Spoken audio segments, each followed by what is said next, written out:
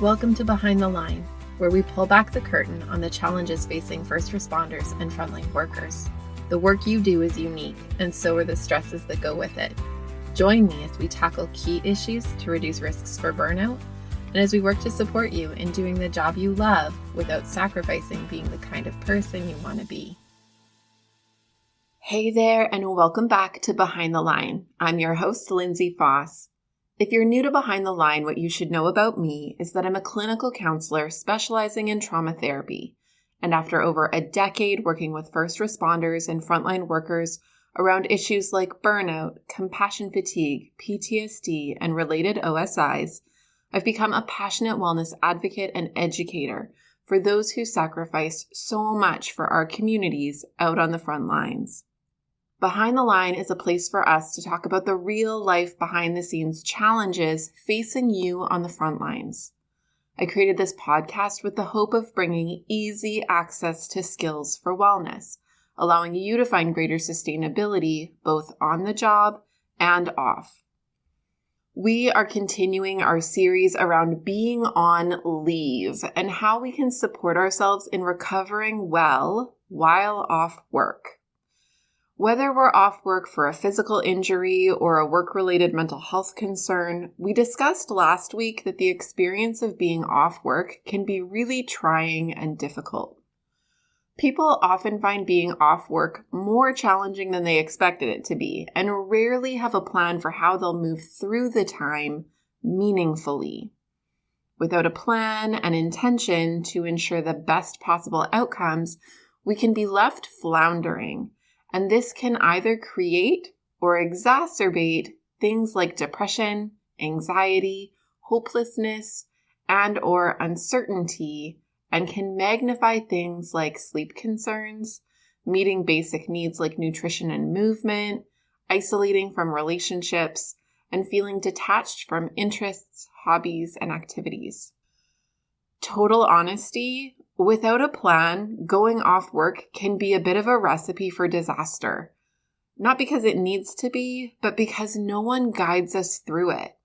No one lays out for us the challenges we're likely to face and the tricks for circumnavigating these with the least amount of friction possible. That is until now.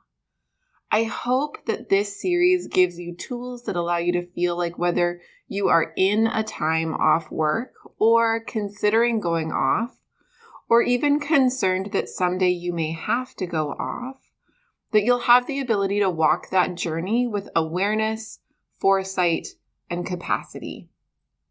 I hope you'll feel prepared for the stumbling blocks to watch for and feel equipped with tools to sidestep them or reduce their degree of impact, allowing you to use a time off work to focus on your actual job, which is to recover, and that you would have what you need to do that really well.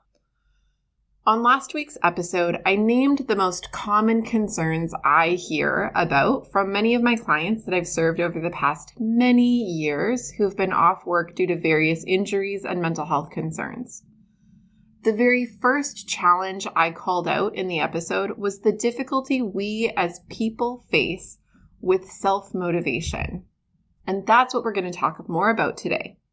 We're going to talk about the difficulties involved in self-motivating, and we're going to find some ways to help ourselves acquire this skill so we can keep ourselves sane when no one else is holding us accountable to being out of bed or eating lunch or doing anything.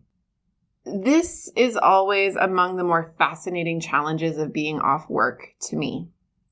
We don't tend to expect it.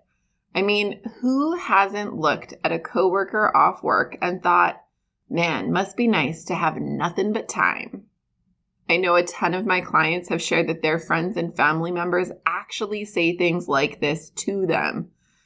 Dude, you're so lucky that you don't have to be anywhere. Must be nice to get an extended paid vacation. Other kinds of bullshit junk that totally misses the mark of what it feels like to be off work. I've had clients tell me that they thought it would be so nice to catch up on sleep and focus on themselves and just do what they needed to do to get better. They didn't know to anticipate that this isn't the same as a long weekend.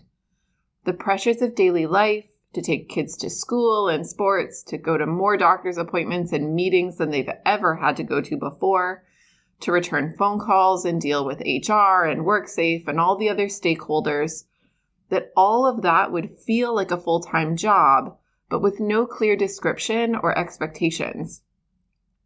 It's this mixture of low pressure, no one needs you to show up by 8:30 each morning, but also high pressure, as everyone needs you to prove that you're doing what you're supposed to be doing to get better. The problem is there's no map. There's no job description that outlines the expectations clearly. There's no clear trajectory for how we get from here to where I want or need to be. There's no consistent accountability other than some random phone calls from the insurance provider wanting to know what you've been doing. It's a lot of hurry up and wait on repeat. I shared last week that most of us have been trained from very young to experience motivation from external sources. Not even just motivation, but direction. The amount of time we are left in a day to do self-directed things is pretty limited, as kids as well as through adult life. We're told when to wake up, when to be to school or work, the tasks we do while we're in those venues, when we get to eat and even go to the bathroom. We're directed by adults or people in positions of authority, and with what little time we have left to ourselves, we still have to fit in the must-do tasks like laundry and dishes, leaving us with just a little time to decide what needs doing and what do I want to do. Given that we've been directed by outside sources for most of our lives, being off work where no one has clear or specific demands of my day-to-day and hour-to-hour choices can feel extremely foreign. It can be nice for a bit, like an extended long weekend, but then it shifts and can start to feel laden with guilt, uncertainty, aimlessness, isolation, and so on. The real need in this time is to develop and refine some skills around self-motivation. And actually, I don't love the word motivation. We'll talk more about that in a minute. So really, we're talking about self-direction. I've mentioned a book on this show a few times before. It's called Atomic Habits by James Clear.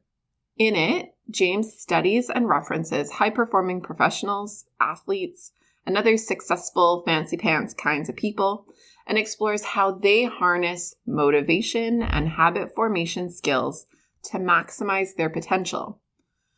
What's fascinating about the stories he shares is that none of it is rocket science, but some of it can feel a bit counterintuitive or in contradiction to some lies we've been sold. We're going to use some of the pieces from his book to address our topic today, and I would highly recommend you check out his book if you're interested in developing better habits and routines generally in your life. I'll post to it in the show notes so that it's easy to find. I'm also going to post a link to James's TED Talk on YouTube that I really enjoyed for those of you who are interested in personal growth and habit formation. It's also a really good teaser and taste of what his book is like. So let's start with a really important awareness and kind of jumping back to what I hate about the word motivation, which is that motivation has been taught to us as a backwards myth. As we enter into talking about habits and training ourselves to have the internal drive to put things into action for our wellness while we're off work, we need to acknowledge that motivation is a word that's going to come up. It's already come up a bunch of times in me just talking about this today. Really, what we're talking about today is internal motivation, self-directed motivation. How we choose to move ourselves to actions rather than wait for others to demand it of us or not do anything at all. Here's the backwards myth about motivation. We have been taught to believe that motivation is a magical unicorn that spontaneously shows up one day. We treat it the same as inspiration. It's this random thing that strikes and is awesome, but then leaves and we sink. Here's the backward part. Motivation does not come before action. Motivation comes as the result of action. As we do a damn thing, we feel increasingly motivated to continue doing the damn thing. But it starts with the doing, not with the magical feeling of being motivated to do. And now here's the myth part, that we need motivation in order to take action. That we're somehow reliant on feeling this magical unicorn feeling as a prerequisite for taking an action. In his book, James talks with many high-achieving, successful people in various professions and areas of life. Writers, athletes, business people. He asks them about what led to their success. And consistently, the feedback is not that they had some fantastic run of motivation. They didn't have more access to the magical unicorn than other people did. They took regular, consistent actions that added up and added up over time to yield them the results they've achieved. What differentiates them from others? They didn't quit when motivation felt hard. They continued to do the damn things. They continued to show up and take the actions even when it was hard, or they were tired, or it got boring, and so on. They were committed to an outcome and prepared to put in the many, many, many repetitions of small actions to get them there, with or without the feeling of motivation to kick it off or keep it going. This piece about motivation is actually extra important for us to talk about when it comes to being off work, especially if we're off work for a mental health related concern, or if being off work brings up some kind of mood issue like depression. Depression and anxiety are the robbers of motivation.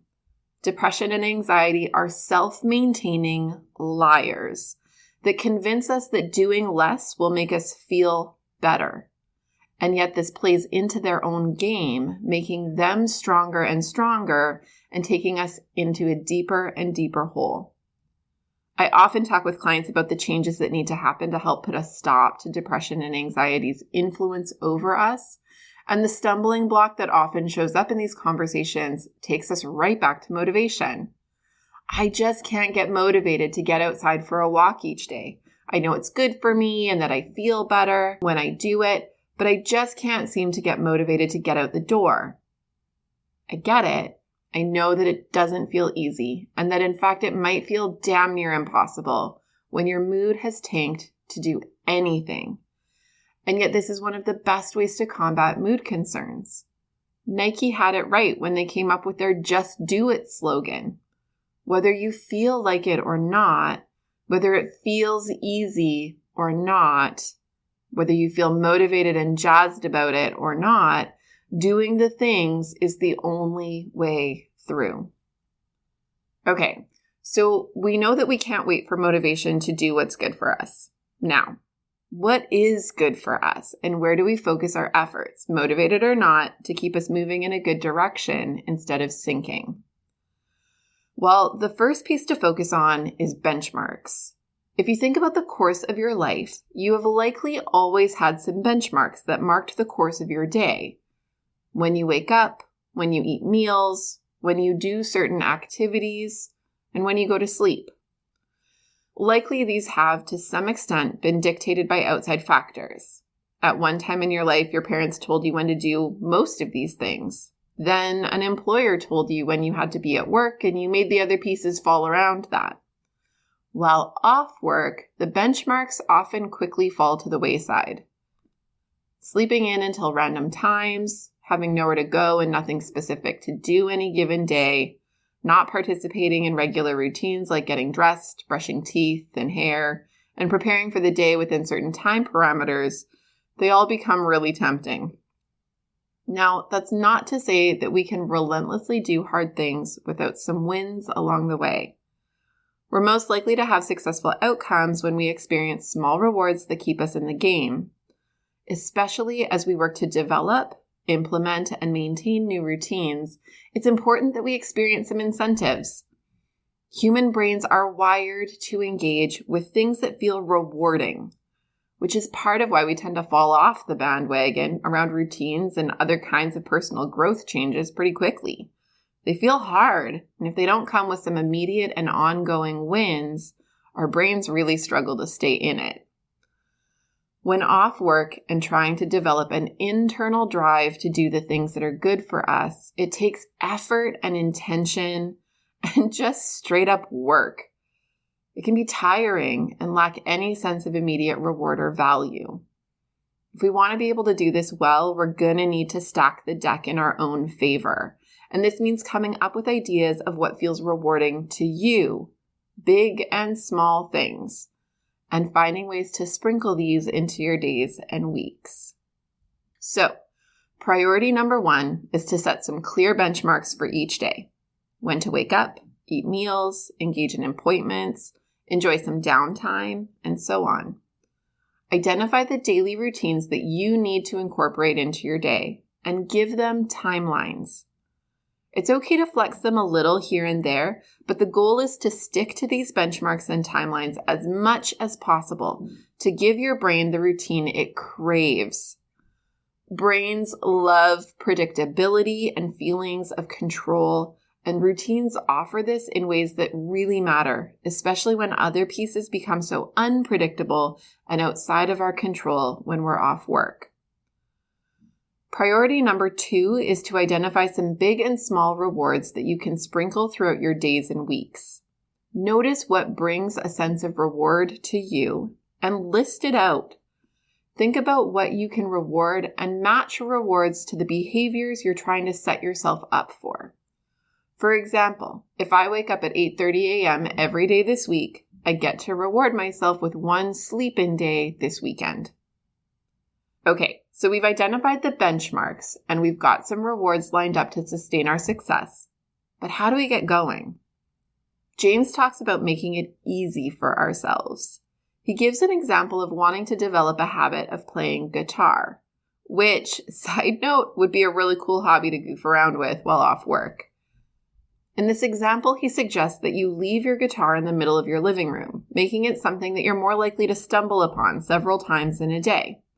If we take this idea of making it easy and extrapolate it, really he's talking about removing friction. It's about reducing the barriers to doing the damn thing and elevating our chances of being successful.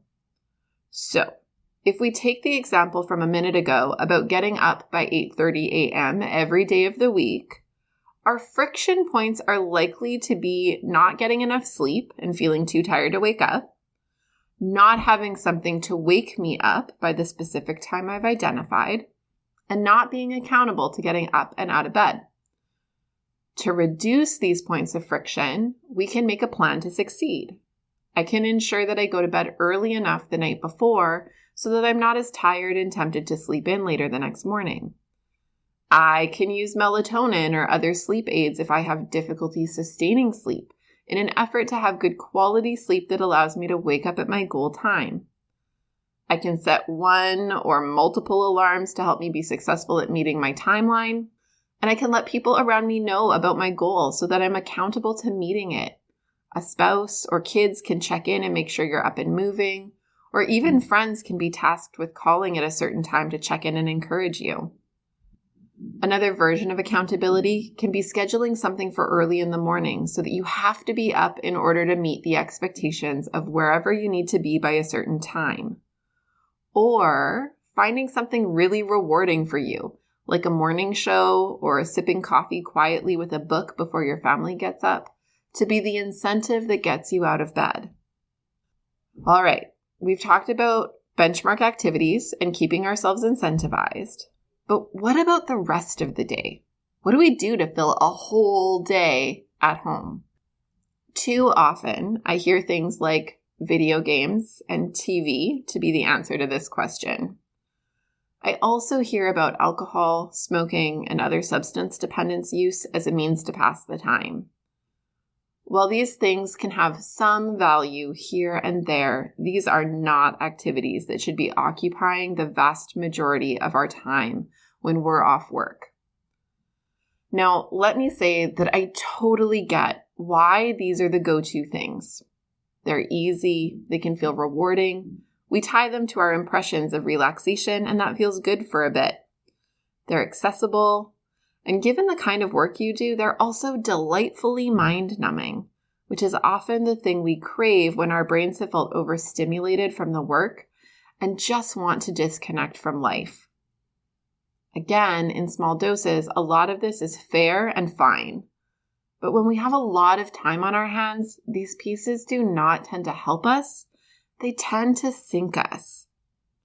Productivity and a sense of being contributory and meaningfully engaged in our own lives and our family's life is actually a significant human need. We crave feeling a sense of purpose, clarity of expectations, and a path from where we are to where we want to be. Work likely filled this for you. And without that thing we go to every day, we can struggle to identify other areas that can bring this out in us. So we get a bit lackadaisical and veer towards activities that ask little of us, but also give little back to us. This is actually one of the reasons I so strongly encourage you guys to work at developing interests and activities that bring you a sense of meaning outside of your work, even when you're working. Because these are the things that can float you if you are ever off work. It's so much easier to just keep doing or do more of the things you already have in place. It's so much harder to explore and consider what you might do when you're in the thick of it and needing access to something that brings a sense of purpose and meaning quickly.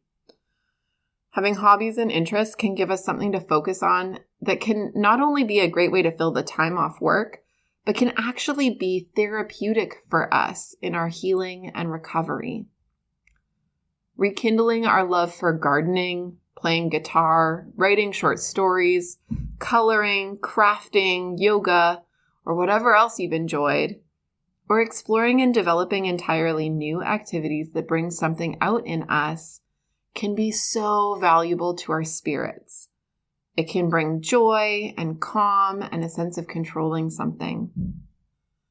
Now, obviously, whatever activities you engage while off work need to be within the realm of safe given your injuries. I often have clients share feeling fearful of taking an art class or going to the driving range or other things because of what if their insurance provider finds out and thinks that this means they aren't as injured as they are. This is a fair concern depending on the situation. Certainly, insurance companies have had a track record of being adversarial around some of these pieces. That said, the research is also really clear that recovery requires that people feel connected to good and hope and calm and joy and purpose and productivity and meaning and so on. And that these kinds of activities are a lifeline. So making the argument doesn't tend to be difficult. Having a care provider on your team who's willing to advocate for you with your insurance provider can bring some peace of mind. I know I fall into this role often where I'll encourage clients to engage in whatever it is that their interest is. And I'll say that if anyone has a problem with it, tell them to call me. I say that you need this to get better. Barring activities that would aggravate or cause re-injury, the reasons to engage in hobbies and interests far outweigh any of the fears. Mixed into the basic benchmarks and the hobbies and interests will be a whole bunch of other stuff. This might include family responsibilities like chauffeuring kids around town, grocery shopping, and doing the laundry. It can also include the various appointments with doctors and counselors and occupational therapists involved in your claim. These things can feel tiring and overwhelming depending on your injury, but they're also really hard to avoid. My suggestion around these pieces is twofold. First, focus on what these things give you rather than just on what they take away. And second, plan them strategically. So, focus on what they give you. Remember a minute ago I talked about the need to feel productive and meaningfully engaged? This is a need we have. It promotes our sense of self-esteem and gives us a sense of anchoring to how we see ourselves in the world. We are doers, contributors, helpers, action takers. Tasks like running kids around and getting groceries may not look like anything fancy, but they certainly do make a difference. If no one did the grocery shopping, it would be a pretty big problem. We tend to focus on what these activities take away from us, they're exhausting, or potentially even anxiety-provoking or triggering. If we let ourselves only perseverate on what these things take from us, they will be so hard to do and will likely feel harder and harder each time. If we can recognize that they are difficult, but also consider and tell ourselves the story of what they give us, the opportunity to show up for my family, relieving pressure from my spouse, helping to support us even if I'm not working, the chance to get out of the house and get some fresh air or a change of scenery from my own four walls, we can help these tasks to take on a different flavor. The second piece was to plan these activities strategically. Think about leaving some gaps around these must-do activities or follow them up with something fun or rewarding. Pair the harder things with something you enjoy to help reduce the friction. This is another tip from James's book. Pairing something hard with something we like or already do helps improve the likelihood that we'll be successful at the hard thing. An example he uses is finding exercise hard, but enjoying listening to podcasts or audiobooks. So what if I made my podcast or audiobook listening time happen when I'm at the gym? To do the thing I like, I need to do the hard thing. But when I do the hard thing, I get to have the thing I like. So as another example, if I like to have my Starbucks coffee, which I do, but I hate getting groceries, which also I do, what if I allow myself to get my coffee while I do my shop? Or I get to stop and snag the coffee as a reward for completing the hard thing of the grocery shop as I head home, so I can sip and enjoy as the downtime following that harder activity. Thinking about and identifying the areas that feel hard gives us the opportunity to think strategically and intervene for ourselves differently and more intentionally. It can set us up for better success. To recap, we are working on growing our underdeveloped capacity for self-directed decisions. When off work, we need to focus on identifying and giving timelines to benchmark activities, and then implementing these activities. We need to identify some rewards and plan in how we'll use these to strategically incentivize the sustainability of our benchmarks. We need to identify and implement activities that bring us some enjoyment, i.e. hobbies and interests, to help fill out the day so we're not sitting on our butts watching TV all day. And we need to do the everyday life tasks, but in ways that are strategic and set us up for success. At the heart of it, this all boils down to intention. We need to look at being off work as something that will require our intention to shape and direct it. If we go into it kind of hanging by the seat of our pants, we are highly likely to feel like victims of this time rather than the authors of it. While there will still be much that will feel not in your control in this kind of off-work situation, you get to claim with intention the parts that you do have control over. And if you walk into the process with all of this in mind and a plan in place, I promise that it puts you 1,000 steps ahead. As we wrap up today, I want to encourage you to please reach out and connect if you have any questions or feedback. I know we covered a lot today. You know I love hearing from you and shaping this podcast to echo your needs and interests. I also love hearing about what you're working on and how you're using what we talk about on the show. It brings me more joy than you can possibly know. You can find me on Facebook and Instagram at Lindsay A. Faas, where you can follow me or tag me, or you can email me at support@thrive-life.ca. You guys continue to totally inspire me, and I'm so grateful for your support and that many of you are so keen to share about Behind the Line to others on the front lines. Your efforts to share are meaningful and are really genuinely making a difference in the lives of others on the front lines. So thank you so much for sharing with those you know. Know that we can be found online on our website, on most major podcast platforms, as well as on YouTube. Click subscribe to get alerts about our latest episodes, or subscribe to our email list to hear from me about all the exciting things we have going on and coming up. You'll find all the details you need in the show notes, along with links to our free Beating the Breaking Point Indicators Checklist and Triage Guide to help you facilitate self-assessing burnout and related concerns. We make all of these resources available to you because the work you do really, really matters to our communities. But way more than that, you matter. And we want to make sure that you have what you need to keep up the good work at work, as well as in your real and meaningful life outside of the work you do. So use it and share it. And until next time, stay safe.